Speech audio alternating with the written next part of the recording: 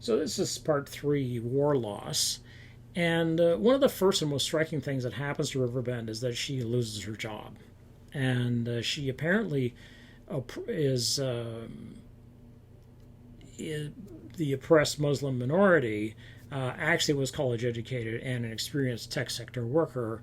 But as she says, things had changed. I should go home and stay safe. He was quitting, going to find work abroad. Nothing to do here anymore. I told him about my plan to work at home and submit projects. He shook his head sadly. He finally turned to me and told me in so many words to go home because they refused to be responsible for what might happen to me. And this is on page 24. And so her ongoing thoughts about the war bring an incredibly useful discussion of terror and how we define it. Because we're quick to say, well, that's terrorist. It's like, what do you mean by terror? What is their definition of terror? Could be a bomb going off. What about if it's the threat of a bomb? Will that do? Is that terror, or is that just fear, or is that anticipation, or what? Terror, she says, isn't just worrying about a plane hitting a skyscraper. Terrorism is being caught in traffic and hearing the crack of an AK-47 a few meters away because the National Guard won't let an American Humvee or some Iraqi official through. So this would be, you've actually got, the National Guard is the Iraqi National Guard. So these are soldiers who have been outfitted by the Americans, given weapons, or sometimes they bring their own weapons, which is going to be an AK-47, which is the most reliable weapon on the planet, bar none, in terms of automatic rifles. It's the cheapest, it's the most available, it's the most affordable. It'll take, you can easily swap in ammunition. The damn things just run and run and run. They don't jam. They can be used by 8-year-olds. I mean, it's, this is a brilliant weapon. I mean, and when it comes right down to it, one of the most important weapons of the 20th century has been the AK-47. That's such a Russian assault rifle, or Soviet assault rifle, pardon me. So the Iraqi National Guard was armed then. It was constituted basically by the Americans. They were like, okay, we got to get a bunch of Iraqis who are like our cause and arm them and make them our National Guard, which they did. And so then you would send them out essentially as, you'd say, okay, you're going to go ahead and we got a convoy coming through. So make sure nobody gets in our way. So the way they would clear a street was to get out with automatic weapons and start shooting. They'd be like, okay, clear the way.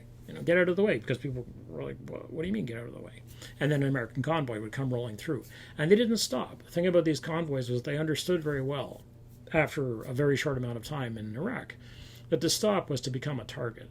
So they drove fast, and they drove hard, and they drove in these very tight convoys of 5 or 6 vehicles, heavy vehicles, light vehicles. You might have a Bradley fighting vehicle, which is a pretty heavy vehicle, and fearsome. I mean, just the Bradley replaced the M113, the APC that I showed you. Remember in Casey's poem with the M113s going through the tracks, the armor tracks going through the field, and if you have a house in hell and a farm in Vietnam, sell your farm and go home. Okay.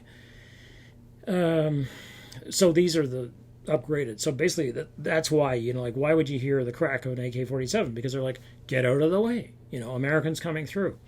Terror is watching your house being raided and knowing that the silliest thing might get you dragged away to Abu Ghraib, which is this notorious torture prison, which I will talk about, but was ironically run as a torture prison by Saddam, and then it was liberated by the Americans and freed. The people in it were freed, and then they were like, this is useful, as they call it, the hard site. This is useful. Let's put some prisoners in here. So as they began to collect prisoners, they put them in Abu Ghraib. And guess what? Then they tortured them there. Winning, where soldiers can torture, beat, and kill. Terror is the first moment after a series of machine gun shots when you lift your head frantically to make sure your loved ones are still in one piece. Terror is trying to pick the shards of glass resulting from a nearby explosion out of the living room couch and trying not to imagine what would have happened if a person had been sitting there. This is on page 44 of the second volume. And she and her brother conclude, when they're talking about the 13-year-old neighbor that they have, who they see smoking, and one of them's like, oh. So Man is the neighbor. Man is only 13. How is he smoking? How can he be smoking? He's only 13, I stated. Is anyone 13 anymore? Her brother is sort of this sardonic character.